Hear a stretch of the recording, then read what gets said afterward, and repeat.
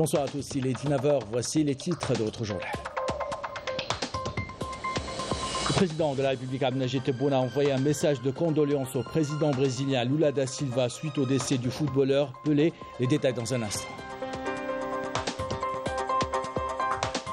Dans ce journal, nous revenons sur cet entretien du président de la République Abdelmadjid Tebboune accordé au journal français Le Figaro.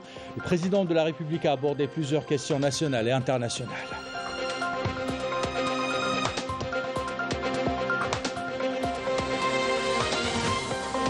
2022 a été une année du rayonnement de la diplomatie algérienne. Nous verrons comment le dynamisme créé par le chef de l'État a permis à la voix de l'Algérie d'être audible parmi les nations. Nous verrons également les succès diplomatiques réalisés.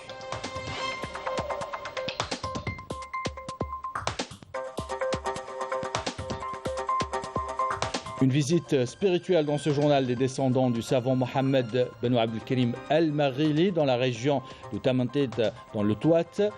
Nous revenons également sur le rôle prépondérant de la Zawiya Tijaniya dans la diffusion d'une religion du juste milieu à travers le monde.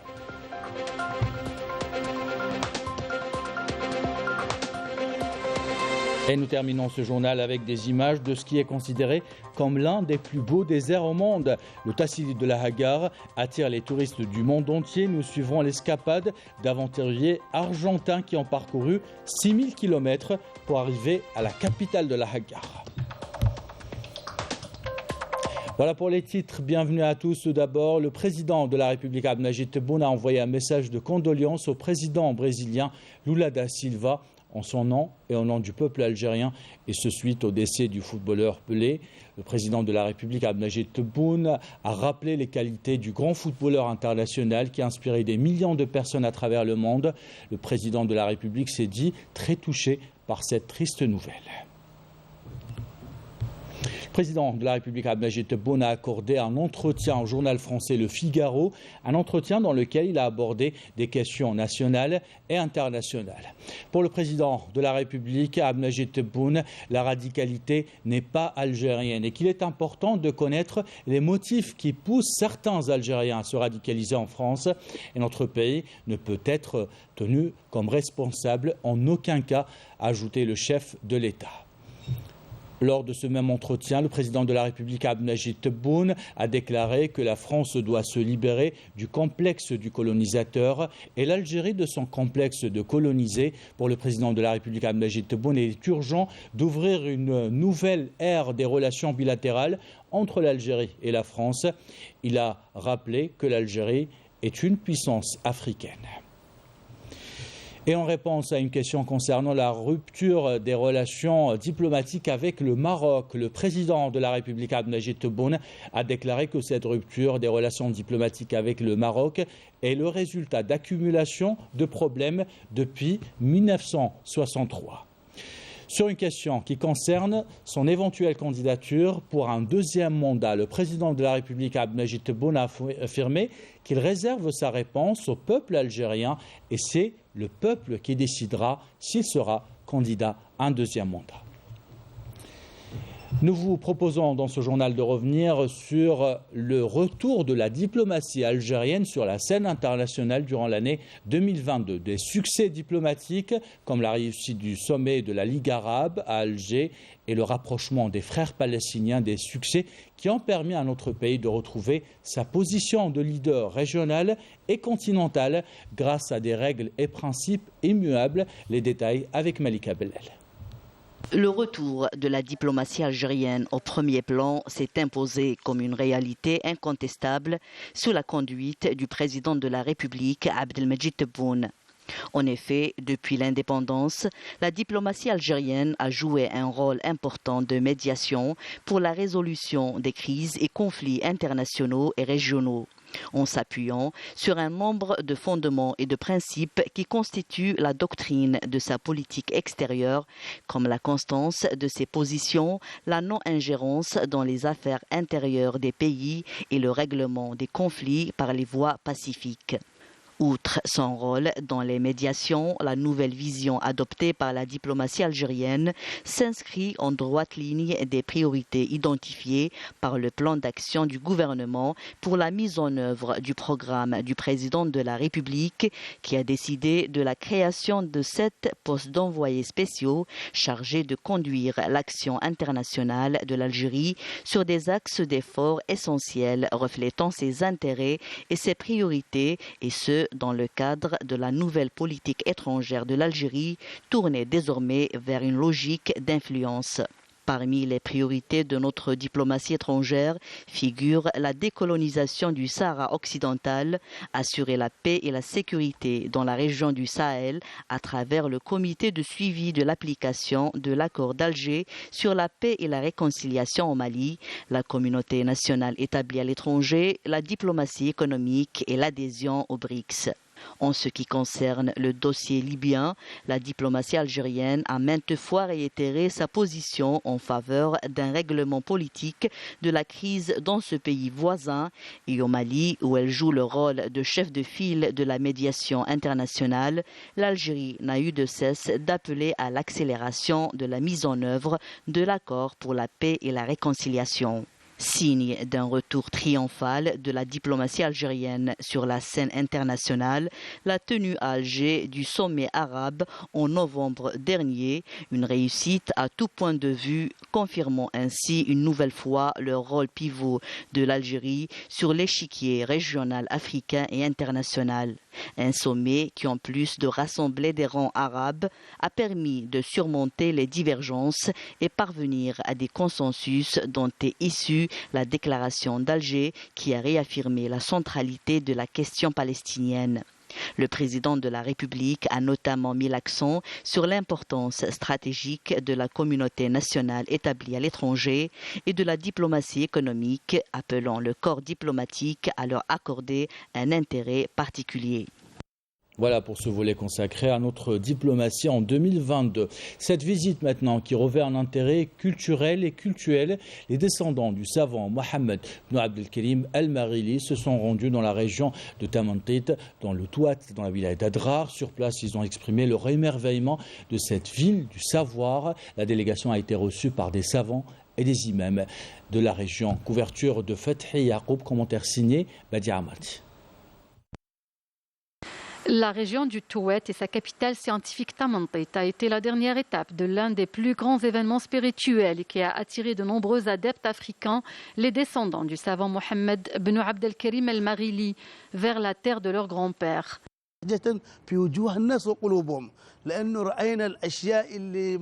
Nous sommes contents de l'accueil qui nous a été réservé. Notre visite nous a permis de voir de très belles choses, des cavaliers, le barod, des choses à laquelle nous ne nous attendions pas. Nous sommes du Nigeria, mais l'Algérie est notre mère patrie.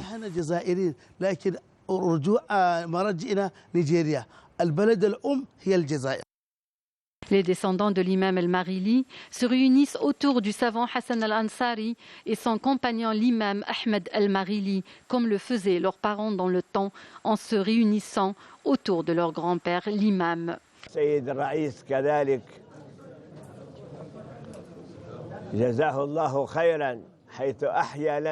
Nous remercions le président de la République qui a rétabli cette tradition qui était un peu délaissée. Il travaille pour le rétablissement de ces traditions en appelant à faire du bien et à l'unification de la nation. Nous souhaitons la réussite à tout ce qu'il entreprend.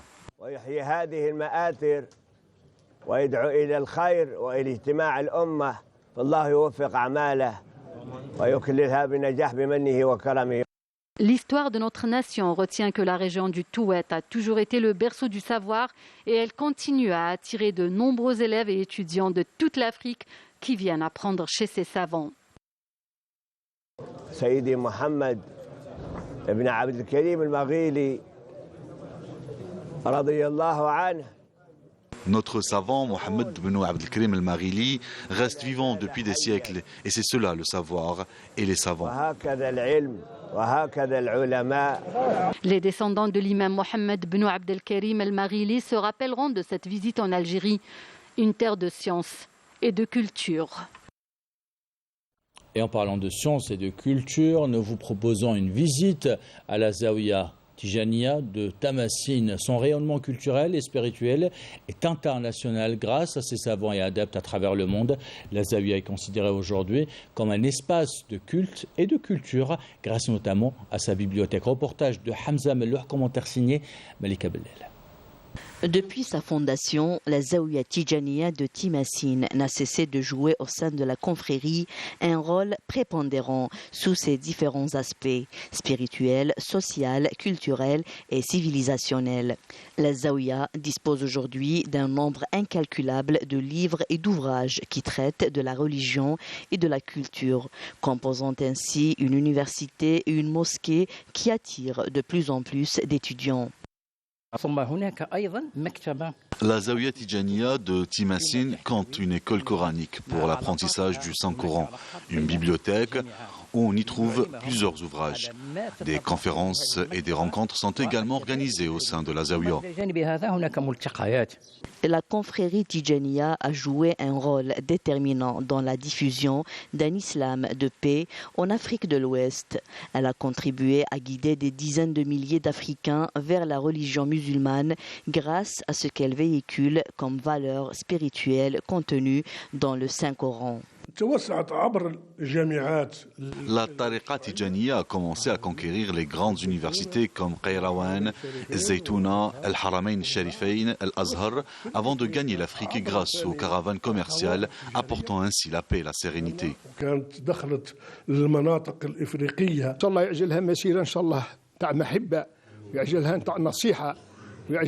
Notre confrérie traduit l'amour, la paix, la fraternité et la concertation entre les membres de la Tariqa Tijaniya.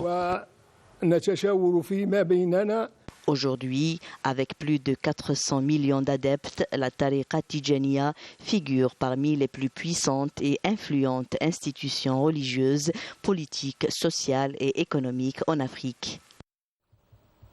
Et nous restons à Tougourt pour vous parler d'autre chose à présent. Le secteur de la santé connaît une amélioration certaine grâce à la livraison d'un hôpital de 240 lits. Sur place, les habitants espèrent que les spécialités nécessaires soient disponibles. Le ministre de la Santé, quant à lui, insiste sur la numérisation comme un moyen efficace pour faire gagner du temps aux patients. Reportage de Fatima Zohra Ben Arfa, commentaire signé Yasmine Messaoudi. À Tougourt, le secteur de la santé connaît une nouvelle dynamique, notamment avec la réalisation de cet hôpital d'une capacité d'accueil de 240 lits, un important acquis pour la région qui assurera aux habitants une meilleure prise en charge sanitaire. Nous sommes très contents. Cette réalisation est rendue possible grâce à l'intérêt particulier accordé par l'État aux 10 nouvelles wilayas.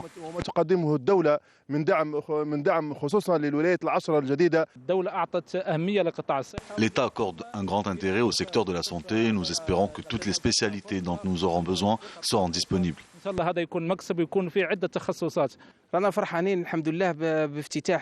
Nous sommes très heureux quant à l'ouverture de cet hôpital. Nous espérons la création d'un hôpital pédiatrique.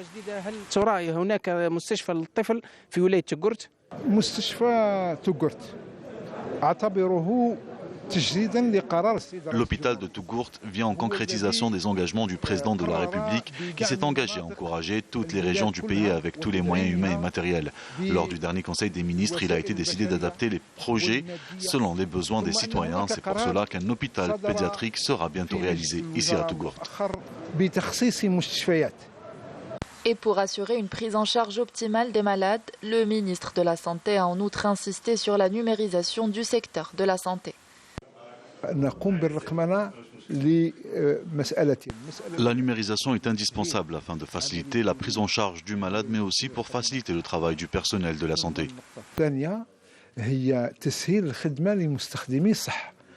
D'autres structures sanitaires seront mises en service dans les communes de Timassine et d'El Hadjira, des projets d'envergure qui éviteront aux malades les déplacements vers les autres hôpitaux. Et pour assurer un déplacement confortable justement aux habitants d'El-Oued, plusieurs chantiers sont en cours de réalisation. Réseau routier, lutte contre la remontée des eaux, objectif, améliorer les conditions de vie des habitants. Reportage de Mohamed Laïd Labihi, commentaire signé Rina Lerari. Des projets stratégiques sont réalisés dans la wilaya d'El Oued afin d'améliorer le quotidien des citoyens de la région. Beaucoup de ces projets concernent la réhabilitation du réseau routier pour fluidifier le trafic, la lutte contre la remontée des eaux et le traitement des eaux usées. Nous sommes entrés en service, tout se passe bien. Je travaille en tant que plongeur des égouts, je décongestionne les regards lorsqu'ils sont remplis.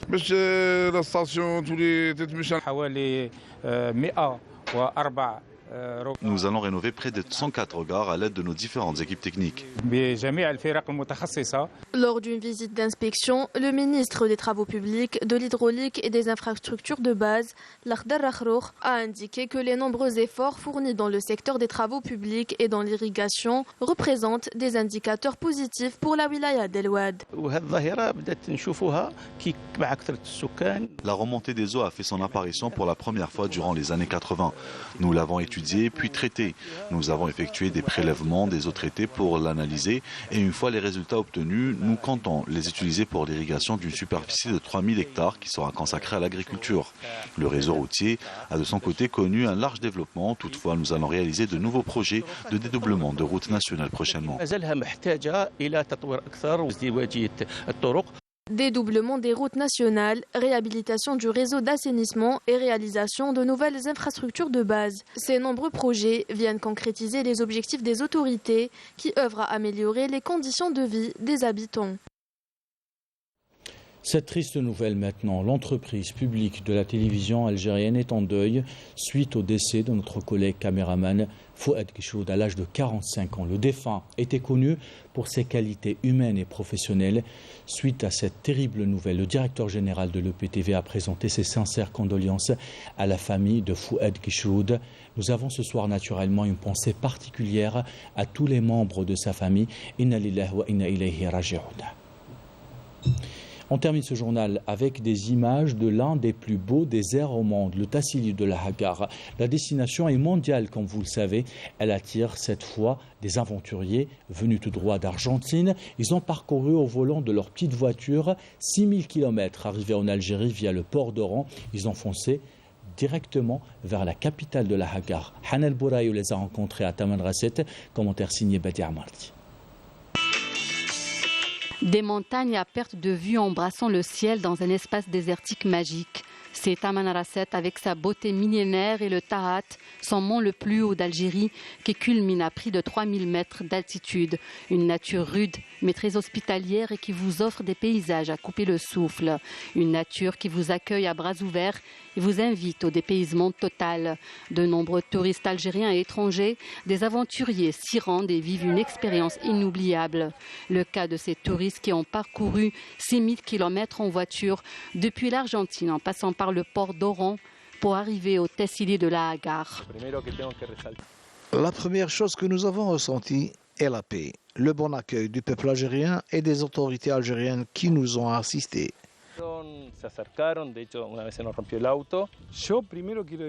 Ce qui m'a attiré le plus, ce sont les paysages époustouflants. J'ai beaucoup voyagé à travers le monde et en Algérie, je ne me suis pas senti étranger. Nous avons visité beaucoup d'endroits. J'ai aimé le calme et la paix qui y règne. La nature a changé en arrivant sur la route du désert et nous avons découvert des montagnes incroyables.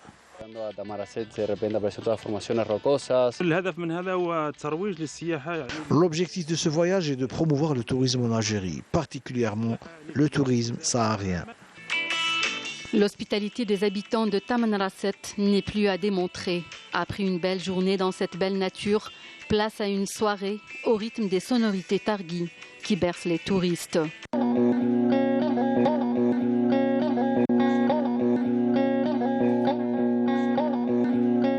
Le fameux thé targhi préparé à la braise vous invite à la détente et à la méditation. L'Algérien est généreux et hospitalier.